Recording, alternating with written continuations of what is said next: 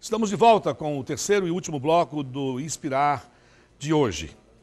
E eu quero começar esse bloco fazendo uma indicação de um livro para que você possa expandir o que aprendeu aqui hoje e dominar um pouco mais a nossa língua materna. O livro que está aí na tela chama-se De Olho no Português e é de autoria do professor Jader Cavalcante. Dentro dos próximos 20, 30 dias estará nas livrarias e nas bancas. Pois bem, queria chamá-los à seguinte reflexão.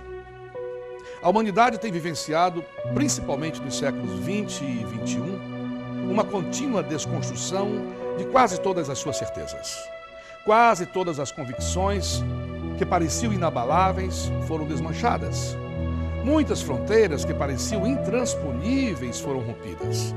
As noções de certo e errado, bem e mal, mudaram. A política, as ciências, as artes, assim como tudo, a língua também mudou. O que não mudou foi a concepção que as pessoas possuem sobre ela. Nesta reflexão, vamos discutir algumas noções de variação linguística e tentar mostrar que as noções de certo e errado podem ser revistas quando se trata de língua. Muitos de nós já escutamos alguma conversa em algum público, em algum lugar, e imediatamente formamos alguma impressão sobre o que as pessoas estão falando e sobre o modo como falam. Essa impressão nos faz identificar socialmente a pessoa que está falando, descobrindo a sua origem, por exemplo, geográfica e talvez até a classe social do falante. Vamos imaginar que escutamos na rua alguém dizer assim: farta muito pro tio chegar.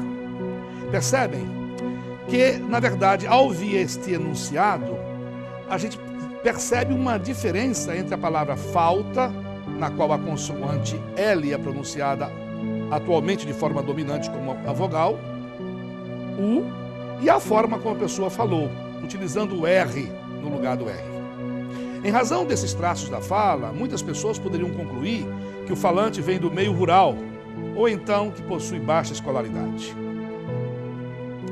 É possível fazer essas suposições, visto que toda língua varia, não existe lugar ou comunidade em que todas as pessoas falem da mesma maneira.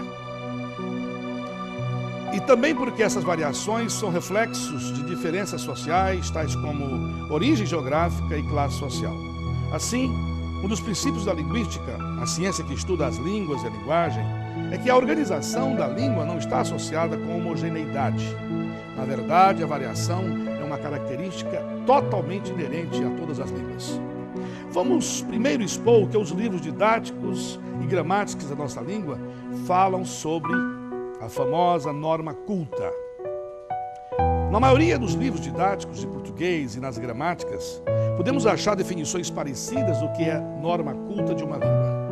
Normalmente, os livros dizem algo relativo à norma culta como sendo a variedade linguística de maior prestígio social usada numa comunidade.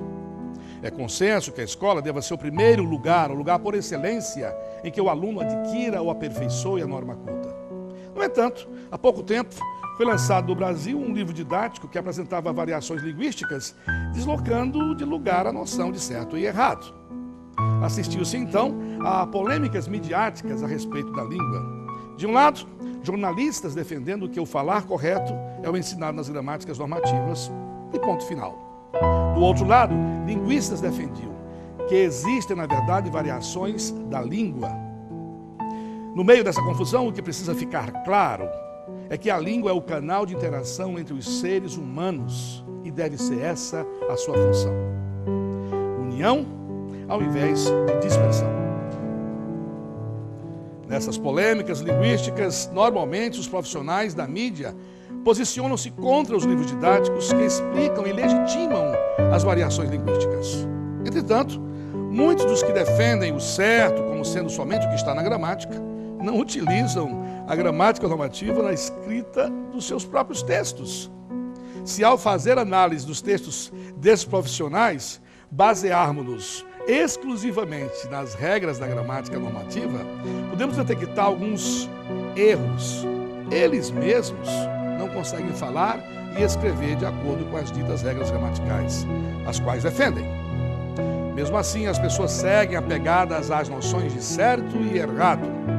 Também acontece o fato de que os profissionais que estudam a língua, os linguistas, serem vistos pela sociedade como anarquistas, como pessoas que querem acabar com a educação do Brasil. Entre os linguistas, no âmbito acadêmico, muito tem sido debatido sobre o falar certo e o falar errado.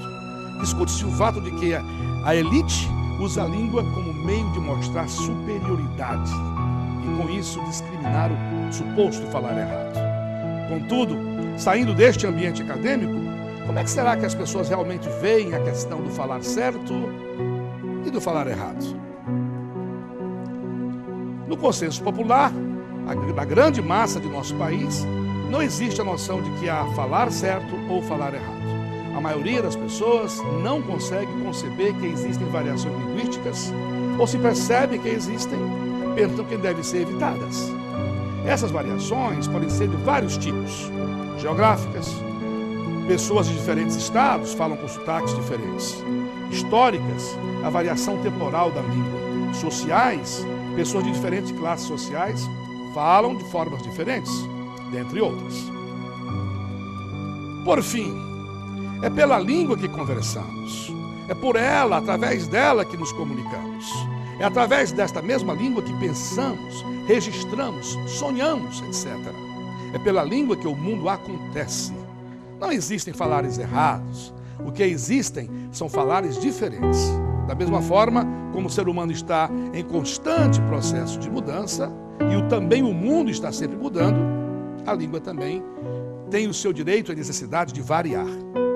Desse modo, precisamos entender que a língua deve servir primeiro como fator de aglutinação social e definitivamente e jamais de discriminação e de exclusão. E o seu Inspirar desta semana fica por aqui. A gente promete voltar na próxima semana, se Deus quiser, não só para aprender com os entrevistados, mas para prestar esse serviço social de tanta valia para o público que nos assiste. Muitíssimo obrigado pela audiência. Meu e-mail está aí embaixo. É só escrever para mim que eu terei todo o prazer de atender ao seu pedido de temas a serem trabalhados nos próximos programas. Grande abraço, fiquem com Deus.